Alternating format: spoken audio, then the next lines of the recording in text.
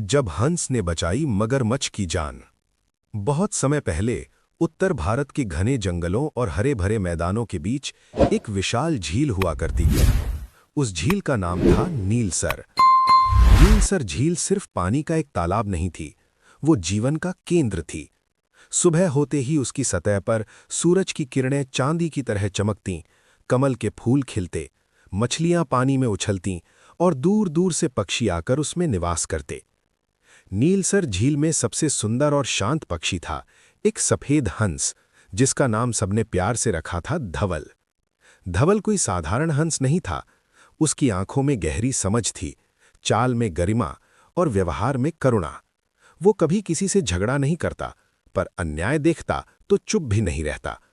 झील के सारे पक्षी, यहां तक कि मछलियां भी धवल का सम्मान करती थीं। उसी झील में रहता था एक विशाल मगरमच्छ, कालदंत। उसका शरीर मोटे खाल से ढका, दांत नुकीले और आंखों में कठोरता। झील के छोटे जीव उससे डरते थे। जब कालदंत पानी में हिलता तो लहरें कांप जाती। लेकिन सच्चाई ये थी कि कालदंत उतना क्रूर नहीं था जितना वो दिखता था। वो अकेला था, बहुत अकेला। कालदंत का पूरा परिवार वर्षों पहले सूखे और शिकारियों के कारण नष्ट हो चुका था। तब से वो अकेला ही झील का प्रहरी बनकर जी रहा था।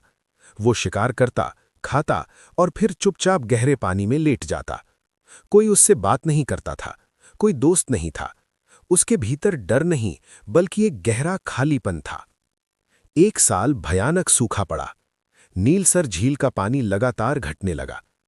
एक दिन कालदंत शिकार की तलाश में झील के बाहरी हिस्से में गया, जहां कीचड़ बहुत गहरी थी। अचानक उसका विशाल शरीर दलदल में फंस गया।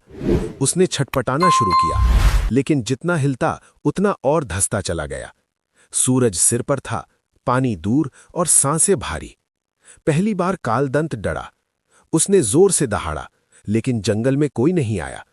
पक्षी ऊपर से उड़ गए, जानवर दूर भाग गए। सबको लगा ये तो अच्छा मौका है, डर खत्म हो जाएगा।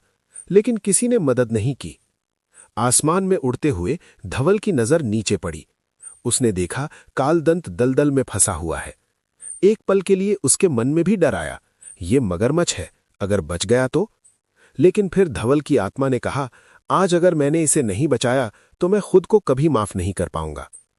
धवल नीचे उतरा। सभी पक्षी चिल्लाए, पागल हो गए हो, वो तुम्हें खा जाएगा। धवल शांत बोला, जो मरने के करीब हो वो दुश्मन नहीं होता। धवल ने झील के पास के जानवरों को बुलाया, हिरन, हाथी, भैंसे। पहले सबने मना किया। फिर धवल ने कहा, आज हम किसी मगरमच्छ को नहीं, आज हम एक जीवन को बचा रहे हैं। हाथियों ने अपनी सूंड से मोटी लताएं खींची, जानवरों ने जोर लगाया। घंटों की मेहनत के बाद कालदंत को दलदल से बाहर निकाला गया। कालदंत बेहोश था। धवल ने झील का पानी अपनी चोंच से छिड़का। कुछ देर बाद कालदंत की आंखें खुली। उसने सामने धवल को देखा। उसकी आंखों में न क्रोध था, न भूख, सिर्फ आंसू थे।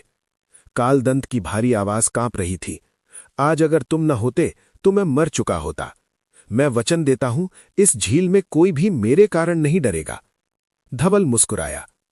उस दिन के बाद नीलसर झील बदल गई। मगरमच्छ और हंस अक्सर साथ दिखते।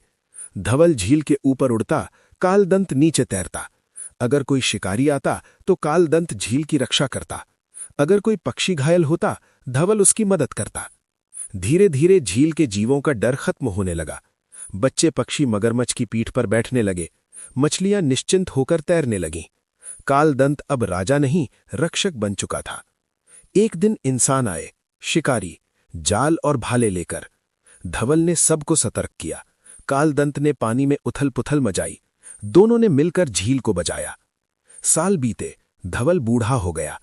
उसके पंखों की चमक कम हो गई। एक सुबह वो उड़ न सका। कालदंत उसे झील के किनारे ले गया।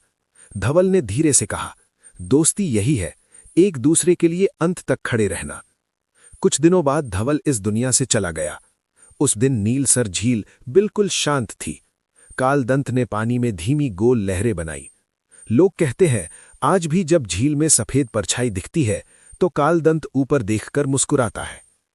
इस कहानी से हमें यह शिक्षा मिलती है कि करुणा सबसे बड़ा साहस है। दोस्ती डर और रूप नहीं देखता। जिसे सब राक्षस समझें, वो भी रक्षक बन सकता है। वीडियो अच्छी लगी हो तो वीडियो को लाइक, शेयर और स्टोरी टेल्स वाईटी चैनल को सब्सक्राइब करें। धन्यवाद।